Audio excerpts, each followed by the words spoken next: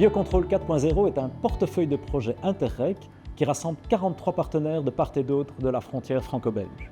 Ces partenaires sont des universités, des centres de recherche, des centres d'expérimentation en serre et au champ et des centres de formation. Tous ont pour vocation, dans 6 projets constitutifs, de développer de nouveaux biopesticides et de nouveaux outils du numérique qui vont permettre à ces biopesticides de se développer dans notre agriculture future.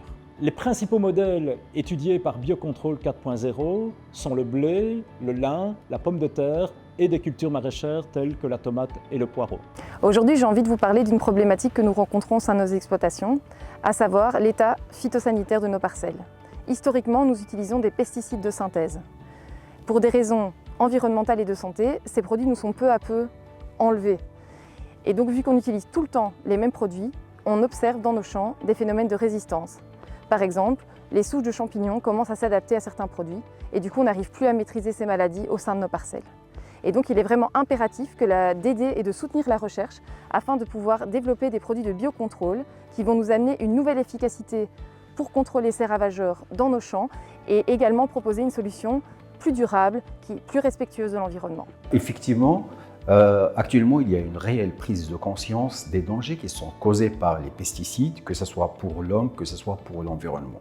C'est pour cela que depuis plusieurs années, nous travaillons sur des molécules d'origine microbienne. Ces molécules d'origine microbienne peuvent agir via 2 voies de mode d'action, soit directement sur l'agent pathogène l'empêchant de se développer, ça c'est l'effet direct, soit un effet indirect et cette fois ils vont agir sur la plante en stimulant ses propres mécanismes de défense, la rendant plus tolérante et plus résistante aux champignons et par conséquent à l'apparition de la maladie.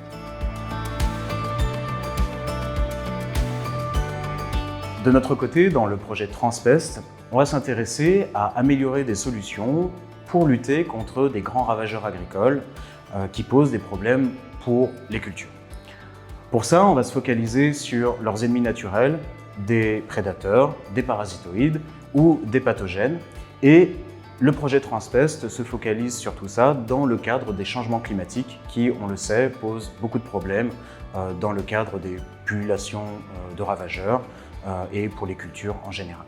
La deuxième problématique que j'ai envie d'aborder, c'est le réchauffement climatique. Nous, les agriculteurs, subissons de plein fouet les changements climatiques.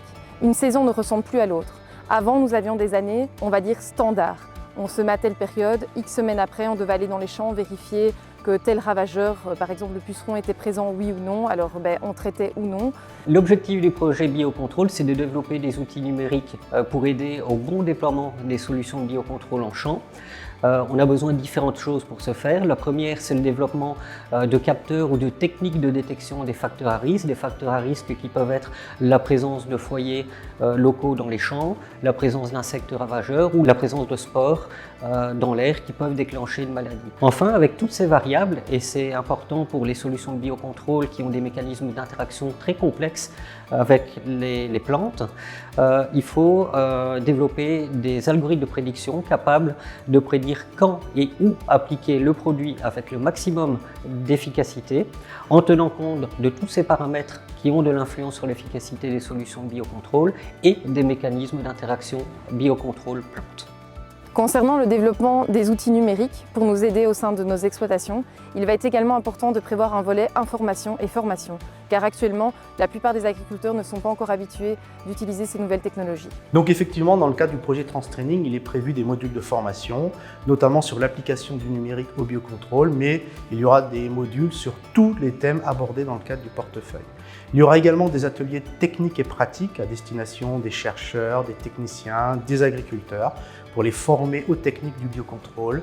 Et pour finir, il y aura des modules pour inciter les personnes à travailler dans le domaine du biocontrôle. Et donc, ce sera pour les former à l'entrepreneuriat. Dus deze nieuwe producten en technieken worden eigenlijk door de partners van Transcontrol overgebracht in veldomstandigheden om daar te evalueren. En daarnaast gaan we eigenlijk al die nieuwe digitale tools die met TransEBio zijn ontwikkeld, helpen trainen en verder verfijnen. Dan willen we eigenlijk alles samenbrengen in een duurzame strategie en deze via demonstratieproeven onder andere overbrengen naar de telers. De Interreg-regio is de belangrijkste regio ter wereld voor de teelt en verwerking van vezelvlas. Net zoals andere teelten wordt ook vlas met heel wat uitdagingen geconfronteerd. Enerzijds is er het veranderende klimaat, anderzijds is er ook de druk op de chemische gewasbescherming.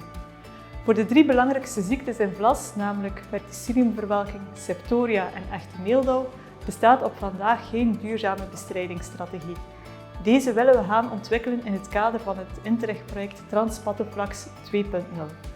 In het kader van dit project zullen we onder andere verschillende biocontrolemiddelen gaan uittesten en demonstreren in vlasproefvelden, middelen die onder andere ook in de andere projecten worden ontwikkeld en uitgetest.